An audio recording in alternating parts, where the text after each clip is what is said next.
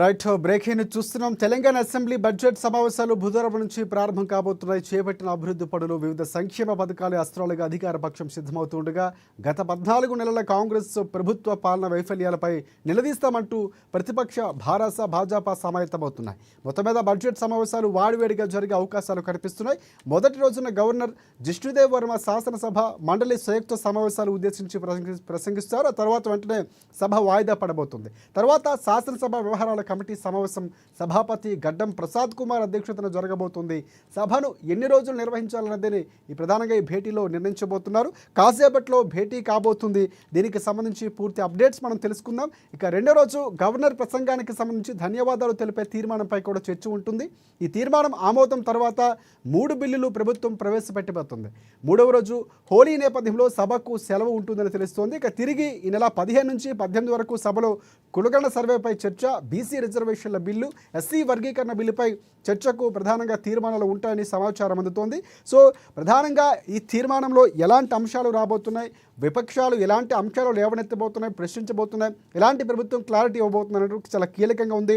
అందరూ ఆసక్తిగా ఎదురు చూస్తున్నటువంటి బడ్జెట్ సమావేశాలు కాసేపట్లో ప్రారంభం కాబోతున్నాయి.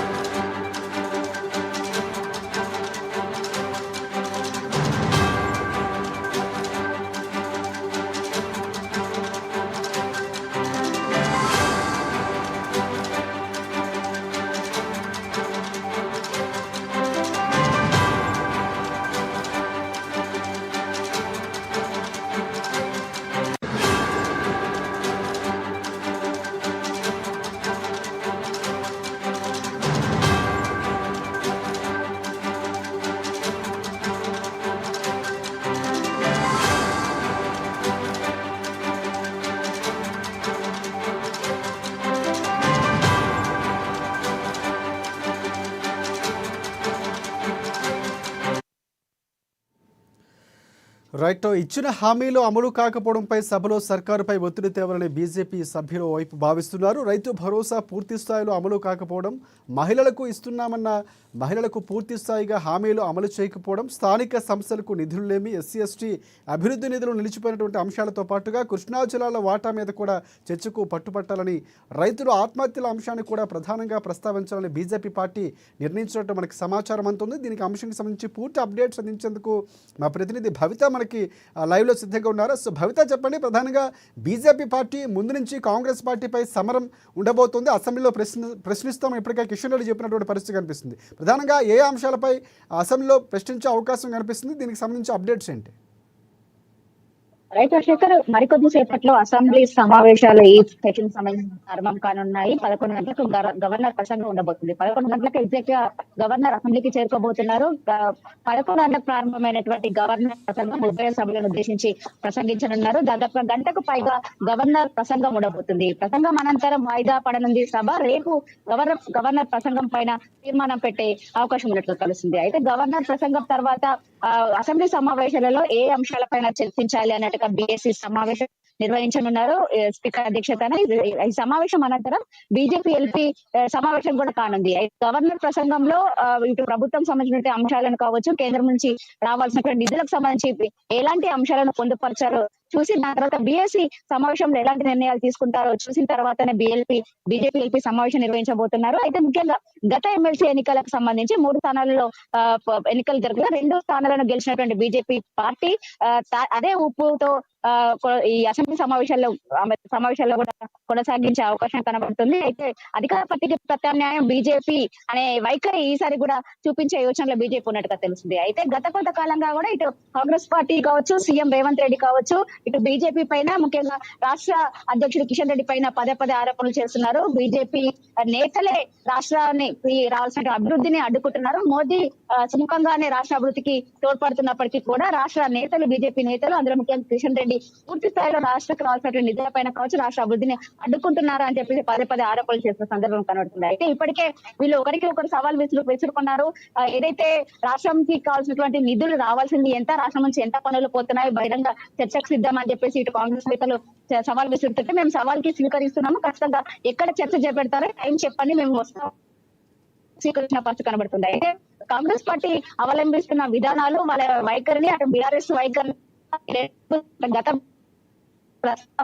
అధికారాన్ని ఖచ్చితంగా సభలో బీజేపీ గత అసెంబ్లీ సమావేశాలు కూడా కేంద్రం నుంచి వచ్చేటువంటి నిధుల పైన కూడా చర్చ కొనసాగించింది. అదే కొనసాగింపు కూడా ఈసారి చేయాలనుకుంటుంది. ఎందుకంటే పదే కేంద్రం నుంచి రావాల్సినటువంటి నిధులు రాలేదు అని చెప్పేసి రాష్ట్ర ప్రభుత్వం ఆరోపిస్తుంది. రావాల్సినటువంటి ప్రాజెక్ట్ పైన సంబంధించిన నిధులు కూడా రాలేదని చెప్పేసి ఆరోపిస్తున్న సందర్భం కనబడుతుంది. అయితే గత సంవత్సరం నుంచి కావచ్చు, 10 ఏళ్ల నుంచి కేంద్రం నుంచి వచ్చినటువంటి నిధుల శాతం ఎంత అని చెప్పేసి ఇటు ఏదైతే ప్రసంగంలో గవర్నర్ ప్రసంగంలో తీర్మానానికి సంబంధించిన అవకాశం లభించినా సరే, బడ్జెట్ ప్రసంగంలో తర్వాత బడ్జెట్ పెట్టిన తర్వాత వచ్చినటువంటి అవకాశాల్లో ఖచ్చితంగా బీజేపీ వైఖరిని వాళ్ళు ఇటు ప్రభుత్వాలను ఎన్నుగట్టే ప్రయత్నం బీజేపీ చేసే యోచనలో ఉన్నట్టుగా తెలుస్తుంది. అయితే ముఖ్యంగా గత ప్రభుత్వం కావచ్చు, ప్రస్తుత ప్రభుత్వం కావచ్చు, ఇచ్చినటువంటి హామీలన్నీ, అమలు పరిచినటువంటి హామీలన్నీ, ముఖ్యంగా కాంగ్రెస్ ప్రభుత్వం 6 గ్యారంటీల పేరుతో అమల్లోకి వచ్చింది. 6 గ్యారంటీలు కాకుండా వచ్చినటువంటి 420 సబ్ గ్యారంటీస్ లో ఎన్ని అమలు పరిచారు.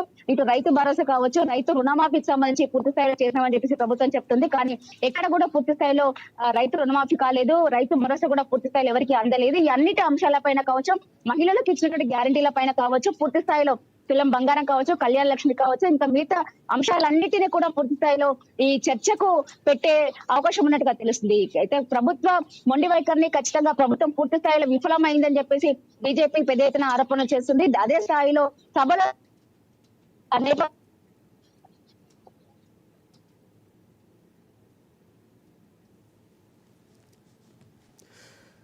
రైట్. ఒకటి అంటే ప్రధానంగా అంటే మాట్లాడుతున్నట్టు నిధులకు సంబంధించి చాలా కీలకంగా చర్చ జరుగుతుంది.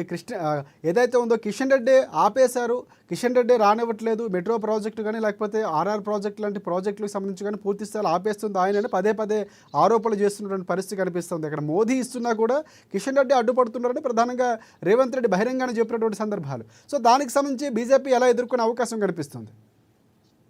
ఖచ్చితంగా బీజేపీ నేతలు ఎక్కడ అడ్డుకుంటున్నారో సీఎం రేవంత్ రెడ్డి చెప్పాలి. పదే పదే తెలంగాణ సమయంలో తెలంగాణను సాధించుకున్న తెలంగాణ పైన వాళ్ళ అభివృద్ధిని అడ్డుకోవాల్సింది వాళ్ళు అడ్డుకుంటుంటూ ఇప్పుడు బీజేపీ అడ్డుకుంటుందని చెప్పేసి ఆరోపణలు చేయడం కరెక్ట్ కాదని చెప్పేసి వాళ్ళు చెప్తున్న సందర్భం కనబడుతుంది. బీజేపీ కిషన్ రెడ్డి ఎక్కడ ప్రాజెక్టులు అడ్డుకున్నారో చెప్పాలి అంటే వాళ్ళు చెప్తున్న సందర్భం అయితే కనబడుతుంది. ముఖ్యంగా ఆర్ఆర్ ప్రాజెక్ట్ సంబంధించి కావచ్చు ప్రాజెక్టులన్నీ కూడా నేను కేంద్రంతో కొట్లాడి నేను తెచ్చిన సందర్భం ఉంది. ఇటు మూసీ ప్రక్షాళనకు సంబంధించి కావచ్చు రాష్ట్ర ప్రభుత్వం ఇచ్చినటువంటి ఈ హామీల పైన కేంద్రానికి పైన ఒత్తిడి తేవడం ఎంతవరకు సమంజసమని కూడా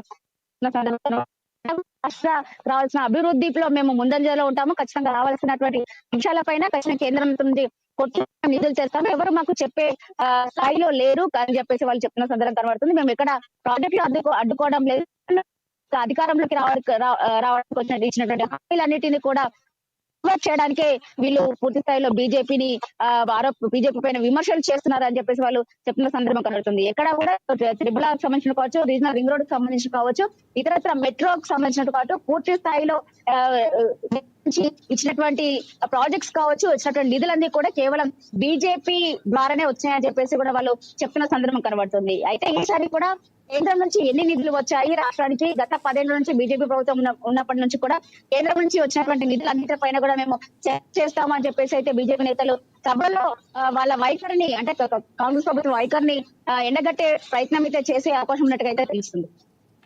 రైట్. ఇంకోటి అంటే బీజేఎల్పీ లీడర్ మహేశ్వర్ రెడ్డి అధ్యక్షతన జరగబోతుంది సమావేశం. సో ప్రధానంగా ఏ అంశాలు దిశానిర్దేశం చేయబోతున్నారు? ఎందుకంటే కిషన్ రెడ్డిపై సభలో లేని వ్యక్తి గురించి చర్చ రాబోతుందంటే ఖచ్చితంగా రాబోతున్నటువంటి పరిస్థితి కనిపిస్తుంది. ఎందుకంటే కేంద్ర మంత్రిగా వ్యవహరిస్తున్నారు. సో గతంలో ఉన్నటువంటి పరిస్థితి ఇప్పుడు కూడా ఆయన కొనసాగుతున్నారు కాబట్టి ఆయనకి సంబంధించి ఎలా ఎదుర్కోబోతున్నారు? మహేశ్వర్ రెడ్డి ఎలాంటి లీడ్స్ ఇవ్వబోతున్నారు? ఎలాంటి డిస్కషన్ ఉండబోతుంది అంటే బీజేఎల్పీ లీడర్ సమావేశం సంబంధించి?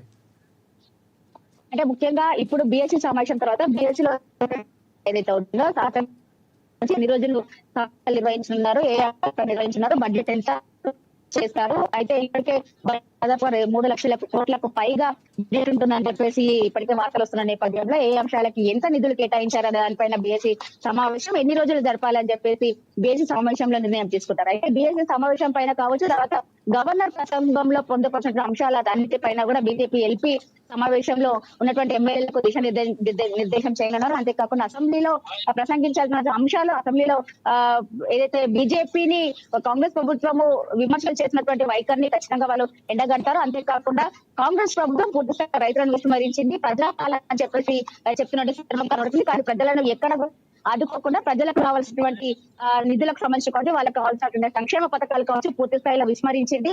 అసలు ఎక్కడ కూడా 6 గ్యారంటీలకు సంబంధించి కావచ్చు, వాళ్ళు ఇచ్చినటువంటి 4th గ్యారంటీ 420 సబ్ గ్యారంటీస్ కావచ్చు ఎక్కడ కూడా అమలు చేసే ప్రసక్తే అమలు చేసే యోచన లేక ఖచ్చితంగా ఇటు విమర్శలు చేస్తుంది అని చెప్పేసి వీటన్నిటిని కూడా ఖచ్చితంగా ఎంతకు మీరు హామీలు అమలు చేశారు, ఏ హామీలు పెండింగ్ లో ఉన్నాయి, దాదాపు కావాల్సినటువంటి అంశాలన్నీ కూడా ప్రస్తుతం పెండింగ్ లోనే ఉన్నాయి. ఇటువంటి హామీలన్నిటి కూడా ఎప్పుడు మీరు నెరవేరుస్తారో ఖచ్చితంగా చెప్పాలి అంటే కూడా ఏ అంశాలకు ఎంత నిధులు కేటాయించారు, ఖచ్చితంగా ప్రభుత్వం చేసినటువంటి వైఫల్యాలను ఇటు సభలో ఎండగట్టాలని చెప్పేసి ఇప్పుడు ఎమ్మెల్యేలకు దిశానిర్దేశం చేసే అవకాశం ఉంది. కాంగ్రెస్ ప్రభుత్వం ఎండలు మండుతున్న సందర్భం కనబడుతుంది. రైతులు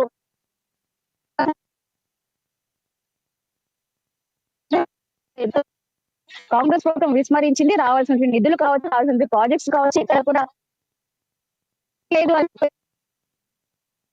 సందర్భం కూడా నిధులు రైట్ రైట్ భవిత అంటే ఇటువైపు బీఆర్ఎస్ పార్టీ కూడా అదే స్థాయిలో ఉంది.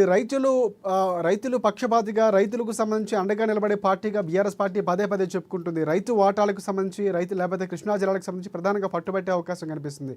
సో ఇక్కడ కేసీఆర్ రాబోతున్నారు, ఇప్పటికే కేటీఆర్ ప్రకటించారు. సో అక్కడ అప్డేట్స్ ఏమైనా ఉన్నాయి బీఆర్ఎస్ పార్టీకి సంబంధించి ఏమైనా బయలుదేరారా? సో ఎలా ఉండబోతుంది? కేసీఆర్ కంప్లీట్గా మొత్తం సమావేశాలకి రాబోతున్నారా లేకపోతే నామమాత్రంగా ఒక్కరోజే హాజరయ్యే అవకాశం ఉందా? దీనికి సంబంధించి అప్డేట్స్ ఏమైనా ఉన్నాయి మన దగ్గర?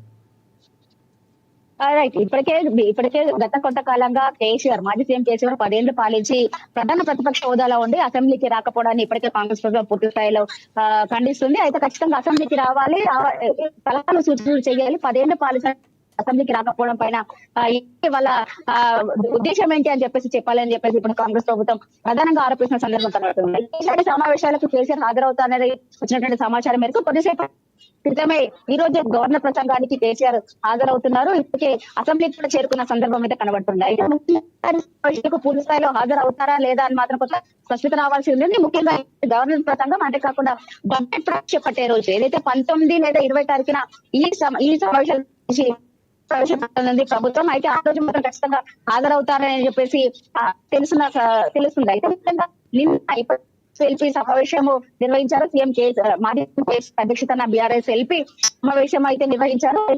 అసెంబ్లీలో కావచ్చు, అటు మండలిలో కావచ్చు, ఇటు ఎమ్మెల్సీలు ఎమ్మెల్యేలు అనుసరించాల్సిన వ్యూహాలపైన ఇప్పటికే దిశానిర్దేశం చేశారు. గత కొంతకాలంగా 15 నెలలు కావస్తుంది కాంగ్రెస్ ప్రభుత్వం ఏర్పడి. ఏ ప్రభుత్వానికైనా కొంత టైం ఇవ్వాలని చెప్పేసి మనము సైలెంట్ గా ఉన్నాము. కానీ అదే అదురుగా తీసుకొని వాళ్ళు పూర్తి స్థాయిలో గత ప్రభుత్వాన్ని పదే పదే విమర్శలు చేస్తున్నారని చెప్పేసి ఇటు కేసీఆర్ వాళ్ళకు సూచించిన నేపథ్యం కనబడుతుంది. పూర్తి స్థాయిలో కాంగ్రెస్ ప్రభుత్వము వైఫల్యం చెందింది, పూర్తి స్థాయిలో విఫలమైంది. ఇటు పాలనలో కావచ్చు, అటు పథకాలు అమలు చేయడంలో కావచ్చు. మనం పూర్తి స్థాయిలో ప్రభుత్వాన్ని ఎండగట్టాలి. ఇటు అసెంబ్లీలో ప్రజల వద్ద కేసీఆర్ వాళ్ళకు దిశానిర్దేశం చేశారు. పూర్తి స్థాయిలో ఇప్పటికే ఎండలు మండిపోతున్నాయి. ఇప్పటికే తాగునీరు కావచ్చు, సాగునీరుకి పూర్తి స్థాయిలో కష్టాలు వస్తున్నాయని చెప్పేసి, ఇప్పటికే స్థాయిలో ఎండిపోయినాయి అని చెప్పేసి వాళ్ళు చెప్తున్న నేపథ్యం కనబడుతుంది. ఇటు పంటల పైన కావచ్చు, పూర్తి స్థాయిలో రైతు భరోసాని విస్మరించింది. రైతు బీమాని ఎందుకు వేయలేదు, రైతు భరోసా కావచ్చు, రైతు బీమా కావచ్చు, రైతు సంబంధించి గతంలో టీఆర్ఎస్ ప్రభుత్వం రైతు బంధువుగా ఉన్నదని ఇప్పుడు ఈ ప్రభుత్వం రైతు భరోసాగా మార్చింది. రైతు బంధుని ఎందుకు పూర్తి స్థాయిలో ఎగ్గొట్టింది ఖచ్చితంగా చెప్పాలి అంటూ కూడా సభల్లో వాళ్ళను ప్రశ్నించే అవకాశం ఉన్నట్టుగా తెలుస్తుంది. రైతు భరోసా పక్కన పెడితే రైతు రుణమాఫీ పూర్తి స్థాయిలో ఏ దేశంలో ఎక్కడ లేని విధంగా మేము 2 లక్షల రుణమాఫీ చేస్తామని చెప్పేసి కాంగ్రెస్ ప్రభుత్వం పదే చెప్తున్న సందర్భంలో ఎక్కడ రుణమాఫీ ఎంతమందికి చేశారో కూడా పూర్తి స్థాయిలో చెప్పాలి అని చెప్పేసి వాళ్ళు చెప్పాలి అని అడిగే సందర్భం కనబడుతుంది. అయితే 6 హామీలు కావచ్చు, అంటే 6 గ్యారంటీలు కావచ్చు, సబ్ గ్యారంటీస్ కావచ్చు, ఎక్కడ కూడా అమలు చేసిన సందర్భం లేదు. కళ్యాణ లక్ష్మి కావచ్చు, గత బీఆర్ఎస్ ఇచ్చినటువంటి ఏ హామీ గాను పూర్తి స్థాయిలో కాంగ్రెస్ ప్రభుత్వము అమలు చేయలేదు. కళ్యాణ లక్ష్మితో పాటు తులం బంగారం ఇస్తామని చెప్పారు. మహిళలకు 2,200 ప్రతి నెల ఇస్తామని చెప్పిన సందర్భం కనబడుతుంది. ఇంకా ఏవైతే విద్యార్థులు ఉన్నారో 18 ఏళ్ళు నిండినటువంటి వాళ్ళకు స్కూటీలు కావచ్చు, నిరుద్యోగ భృతి కావచ్చు, చాలా అంశాలు పెండింగ్ లో ఉన్నాయి. వాటన్నిటి పైన కూడా సభలో ఖచ్చితంగా కాంగ్రెస్ ప్రభుత్వాన్ని నిలదీయాలి అని చెప్పేసి వాళ్ళకు దిశానిర్దేశం చేశారు. ఖచ్చితంగా అడుగడుగున వాళ్ళను అడ్డుకోవాలి, అడుగడుగున వాళ్ళను విమర్శలు చేయాలి, వాళ్ళ ప్రభుత్వ తీరును ఎండగట్టాలి. ప్రజల్లో పూర్తి స్థాయిలో ఇప్పటికే తిరుగుబాటుకు కారణమయ్యారు. గత బీఆర్ఎస్ ప్రభుత్వాన్ని ప్రతిస్థాయి విమర్శించడం ఏంటి అని చెప్పేసి వాళ్ళు చెప్తున్న సందర్భం కనబడుతుంది. పదే 7 లక్షల కోట్ల అప్పు తీసింది బీఆర్ఎస్ ప్రభుత్వం అని చెప్పేసి కాంగ్రెస్ ఆరోపిస్తుంది. ఖచ్చితంగా దీన్ని వాళ్ళను ఏదైతే కాంగ్రెస్ ప్రభుత్వం చేసినటువంటి ఆరోపణలు తిప్పికొట్టాలని చెప్పేసి ఇప్పటికే బీఆర్ఎస్ ఎల్పీ సమావేశంలో అక్కడ ఎమ్మెల్యేలు కావచ్చు, మండలిలో ఉన్నటువంటి ఎమ్మెల్సీలలో కావచ్చు, వాళ్ళు దిశానిర్దేశం చేశారు. చూడాలి ఎలాంటి వైఖరి ఈసారి కొనసాగిస్తారు. ఇటు బీజేపీ కావచ్చు, అటు బీఆర్ఎస్ కావచ్చు, అధికార పక్షాన్ని ఎలా ఎండగడతారని చెప్పేసి మనం వేచి చూడాల్సింది. ఎందుకంటే ఇప్పటికే గత అసెంబ్లీ సమావేశాలు కూడా హాట్ గా జరిగింది. ఈసారి కూడా ఎక్కువ హాట్ గా జరిగే అవకాశం ఉన్నట్టుగా తెలుస్తుంది. అసెంబ్లీ సమావేశాలకు సంబంధించి ఇప్పటికే పూర్తి స్థాయిలో ఏర్పాట్లన్నీ కూడా పూర్తి చేశారు. ఎందుకంటే గత అసెంబ్లీ సమావేశాలలో కావచ్చు, మొన్న ఏదైతే బీసీ రిజర్వేషన్ ప్రత్యేక అసెంబ్లీ సమావేశం కావచ్చు, పూర్తి స్థాయిలో బీఆర్ఎస్ నేతలు సభను అడ్డుకునే ప్రయత్నం చేశారు. ఇటు పోడియంని ముట్టడించడం కావచ్చు, అసెంబ్లీ సమావేశంలోనే అంటే సభ లోపలనే పేపర్లు చించి పారేయడం కావచ్చు, ఇతరత్ర కొంత గందరగోళం సృష్టించిన పరిస్థితి కనబడుతుంది. అయితే ఈసారి మాత్రం అసెంబ్లీ సభ లోపల కావచ్చు, అసెంబ్లీ ప్రాంగణంలో కావచ్చు, ఎలాంటి ధర్నాలు నిరసనలు చేయడానికి అవకాశం లేకుండా చర్యలు చేపట్టాలని చెప్పేసి ఇప్పటికే ఇటు స్పీకర్ గడ్డ ప్రసాద్ తో పాటు ఇతర అధికారులు కూడా పూర్తి స్థాయిలో చర్యలు తీసుకున్నారు. ఎలాంటి అడ్డంకులు లేకుండా సభ నిర్వహించాలని చెప్పేసి వాళ్ళు భావిస్తున్న నేపథ్యం కనబడుతుంది. అయితే ఈసారి మాత్రం ఇటు బీజేపీ పైన పదే కాంగ్రెస్ ప్రభుత్వం ఆరోపణలు చేస్తుంది. కేంద్రం నుంచి right, thanks for updates Bhavitha. Yes, మనకి ఇప్పుడే బ్రేకింగ్ న్యూస్ అందుతుంది.